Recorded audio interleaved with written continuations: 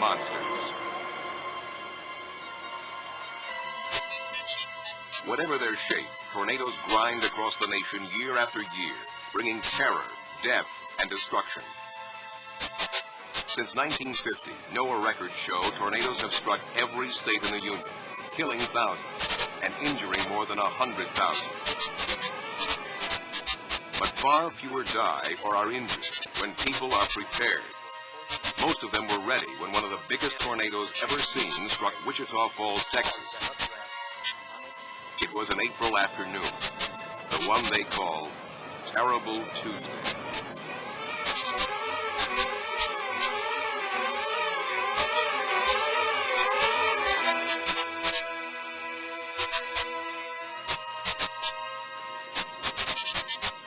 We had tornado warnings all afternoon, and we were headed to the mall, and we just did not think that a tornado was going to hit where we were. Mona Partham and her husband were caught in the open by the tornado and survived, but just barely. They abandoned their car near a church and tried to cling to a tree. I remember spinning around the tree, and the next thing I know, we were sitting up on the curb. A gentleman at a pickup passed us, and I happened to raise my hand up. And he stopped, and he and another gentleman from the ravine helped us into the pickup, took us to the hospital, where they amputated my right leg below the knee. A couple of weeks later, I was flown to the Dallas hospital, where they amputated my left leg above the knee. James Montgomery was luckier. I got up to speeds of 70 to 75 miles an hour in my station wagon, and as I crested the hill, I realized that the tornado was still immediately behind me, and I was not gaining any distance at all. Realizing that I could not outrun it, I started looking for some type of protection, either the culvert, or about that time I thought of the wedge shape up underneath the overpass as a possible source of protection. We ran to the paved area underneath the overpass and started running up toward the wedge, and by that time the wind was so strong that I just spread eagle on the concrete to create the lowest profile. I immediately looked out from under the overpass and saw the National Guard Armory completely disintegrate. And when the winds finally subsided, all the cars that had pulled in and parked under the overpass had been blown and were stacked up on one another. And I started looking for my automobile, and I found it a quarter of a mile down the expressway in this condition. Norma Wright walked outside her gift shop just as the tornado struck. She grabbed a construction scaffold and hung on. Suddenly the wind was not a wind anymore. It was a very solid force. I heard the sound of my voice as the air was pulled from my lungs. Sensations were of being pounded and hit and stabbed. It was violent. It was very, very violent. And my intention at that time was not so much to live as it was to be able to endure whatever I had to endure until the end, whatever that was going to be. But I guess instinctively I held on to the base of that scaffolding. Injuries were severe. All four limbs were severely injured. My left leg was off just below the knee. My right arm was torn from elbow to wrist. My left arm was broken, and my right leg was both broken in several places and lacerated to the bone from knee to ankle. Isla Benson and 6 other employees of her bank rode out the tornado in the bank's reinforced steel and concrete vault. This was the bank.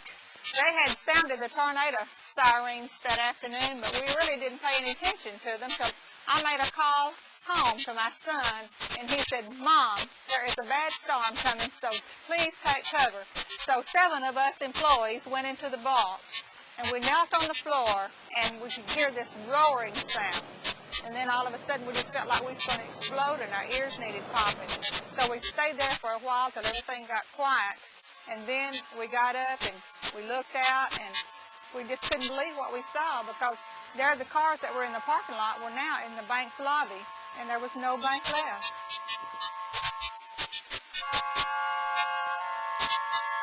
"46 people died in Wichita Falls that Tuesday. It was a very small number considering the path, a mile and a half wide, that the tornado cut through the town. Yet many died unnecessarily. About half were killed because they tried to escape in cars and trucks, one of the very worst things they could have done.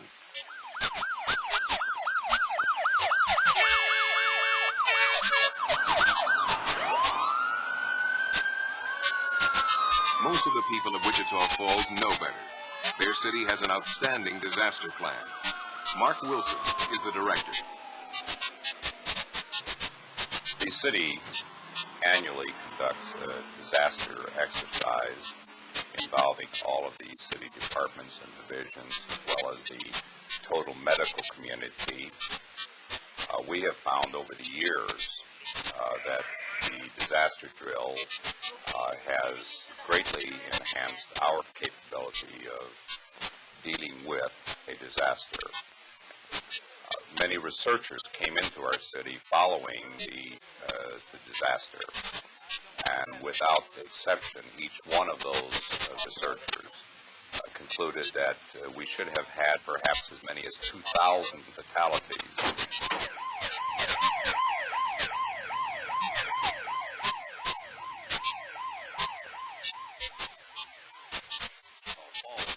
Mark Wilson reviews the city's plan with other members of his team. If the tornado or the disaster actually strikes us, we're certainly going to be calling upon the American Red Cross, the broadcast media, and the church and community groups who will be interfacing. Once we've exhausted all of those resources that are available to us locally, at that time and only at that time, will we then go to the State Division of Emergency Management and call upon the state for their resources. Once those resources have been exhausted, then we can go to the Federal Emergency Management Agency and bring in national resources. As a center, we coordinate with the Wichita Falls National Weather Service, and through their Skywarn spotters, they feed information into the Emergency Operations Center of the city of Wichita Falls. A tornado warning is issued by the local National Weather Service office after the spotters see it touch down. The spotters, many of them amateur radio operators, are deployed after a tornado watch has been sounded. All watches are issued from one place, the National Severe Storms Forecast Center in Kansas City, Missouri. Here, 24 hours a day, 7 days a week, expert forecasters keep watch over all parts of the nation with satellites and radar. The director of the center is Fred Ostby.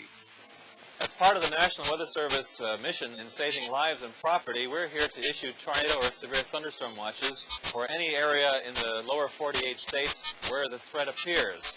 And we're looking at time periods 2 to 6 hours ahead of time before thunderstorms or even some of the thunder clouds develop. I'm looking at the western half of the United States, so we're seeing what actually is being seen from the satellite at 22,000 miles above the equator. We can also look at these satellite pictures, which we're looping back and forth over a period of about 2 hours to show the motion of the clouds, so we can see the clouds as they develop and as they move. We can also look at these clouds in the infrared spectrum, that is, by measuring the temperature of the cloud tops, we can infer how the clouds are developing and moving here. And this is very important to us because obviously at nighttime we can't look at the visible clouds, but by infrared we can follow cloud development 24 hours a day. Another important aspect of this kind of interactive computer system is that we can actually superimpose right on top of the satellite picture conventional weather data, such as sea level pressures, barometric pressures, where high and low pressure areas are, superimposed right on top of the satellite picture. The Severe Storms Forecast Center uses today's technology to monitor the nation's weather. At NOAA's National Severe Storms Laboratory in Norman, Oklahoma, Roger Brown and other professionals are developing tomorrow's technology. The National Severe Storms Laboratory here at Norman was established in order to take advantage of the severe weather that occurs in this part of the country. One relatively new piece of information is Doppler radar. Doppler radar is like a conventional radar in that it tells us where the rain is falling in storms. But it also tells us how the air is moving. On this Doppler display, we see the conventional radar reflectivity pattern that you see on regular weather radars. The colors going from the outside of the radar echo toward the yellow and dark red in the center indicates where the heavier and heavier rainfall is occurring. However, we found out from our spotters in the field that a large tornado is taking place at this time, but there's really no indication in the radar reflectivity pattern that a tornado is occurring, and even knowing that it's occurring, we really can't tell where it is. Now, if we look at the Doppler velocity display, we see a very pronounced signature. Bright green next to bright red. That signature is an indication of that very large tornado. Radar is a strong link in the weather safety chain. Here is another link. Al Moeller, a Weather Service meteorologist, visits a home in Wichita Falls to advise a family on tornado safety. Normally, he speaks to public groups rather than individual families. But a local TV station wants to produce a program on how to create a tornado safety plan at home. After looking at your house, I really think that this interior bathroom is, as you had previously noted, the best shelter within the house. The rule of thumb that we use is put as many walls between you and the tornado as you can. And this is an all-interior room. It's very small, and the smaller the room, the more protection it offers. So this is excellent shelter, and make sure you have something to cover your heads. Okay, and then of course we close the bathroom door. If the house had a basement, Moeller would have chosen that as the shelter. How are you going to receive the warning? Say you're in bed at night. And the Weather Service and local emergency preparedness people do strongly recommend that you have a weather radio, which is tone alert equipped. Now, you get weather information 24 hours a day on this, especially watches and warnings, which you're interested in. If you get the tone alert feature, you don't have to have the radio on when we issue a watch or warning for the local area. But what happens when we put that warning statement on the air, reactivates a beeper on the system. As you can see, it's very loud, and you won't have any trouble hearing this even in the dead of sleep in the middle of the night. Yeah. We strongly recommend that all families have it, as well as schools, businesses, industrial complexes. Classes are in session at the Ben Milam Elementary School. The school suffered heavy damage from the giant tornado, though the inside corridor remained intact. Luckily, it was spring vacation, and no one was there. Today, NOAA Weather Radio is a vital tool in school safety. This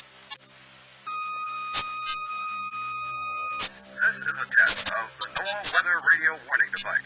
Repeat, this is a test. Principal Bill Parks regularly rehearses the school's disaster plan.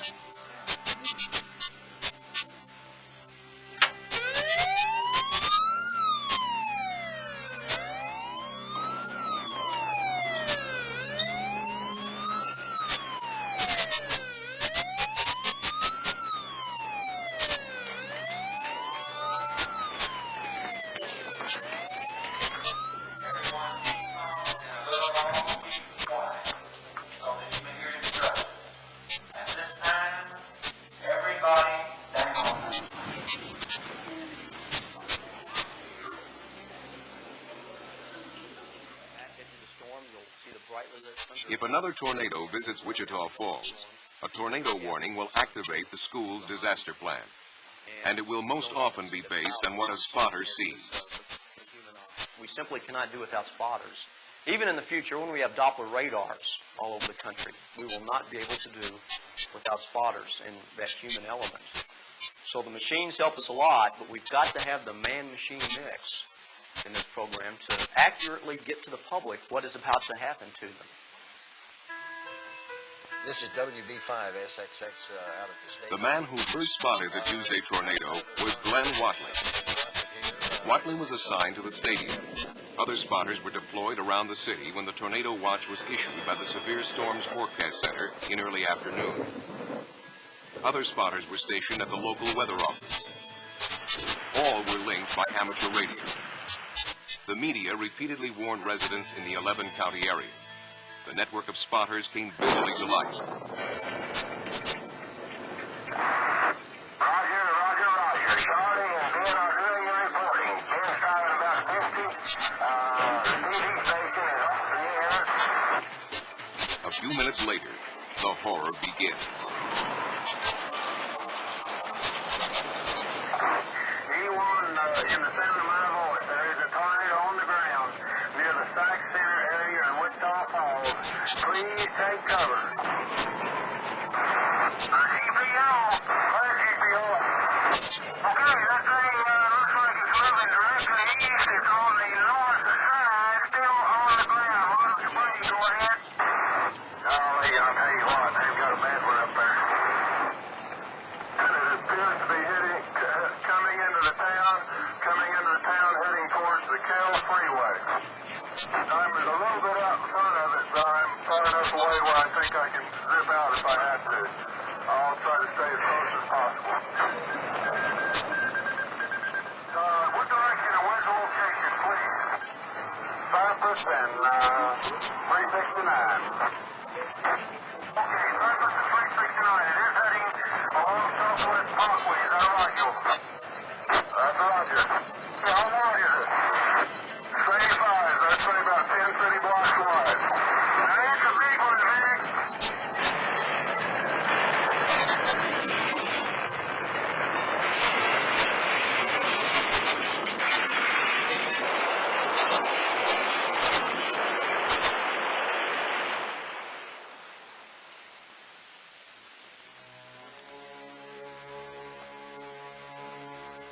At dawn, Wichita Falls looks as if it has been leveled by a bomb.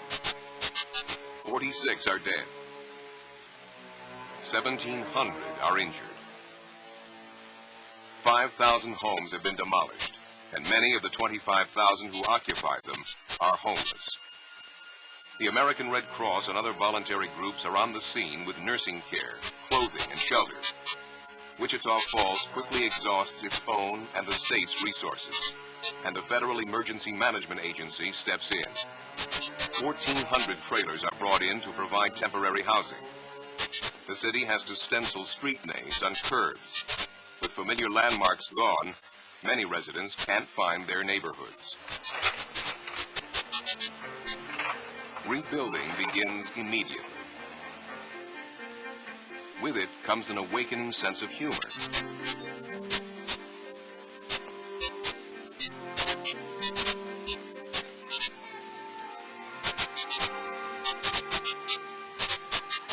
Later, only a few vacant house slabs will bear witness to what happened here.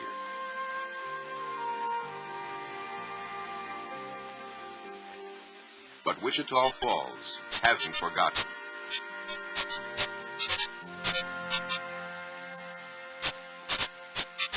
The disaster plan has been refined and strengthened.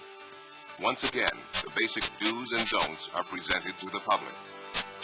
Do have a disaster plan for the community, for schools, factories, and businesses, for the home.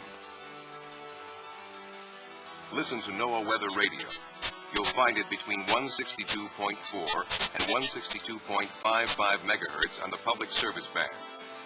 Buy a battery-powered weather band radio with a warning alarm. They're available at many department and electronic supply stores. Do take cover when the warning comes in a basement, or lacking that, in a windowless interior room. Watch for weather clues: darkening, boiling clouds, strong winds, large hail, and frequent lightning. Don't ignore warnings.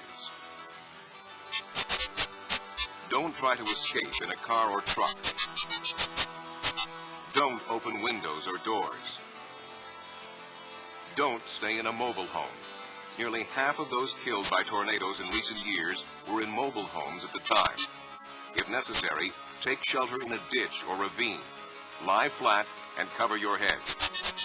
Don't light matches, candles, or cigarettes when gas may be escaping in or near a damaged building. Don't enter disaster areas. Tornadoes have struck every state in the Union and will strike many again. We can't stop tornadoes from happening, but we can defend ourselves against them. To save lives and prevent injuries, all of us should learn the safety rules that saved thousands of people in Wichita Falls, Texas, on an April afternoon, the day they call Terrible Tuesday.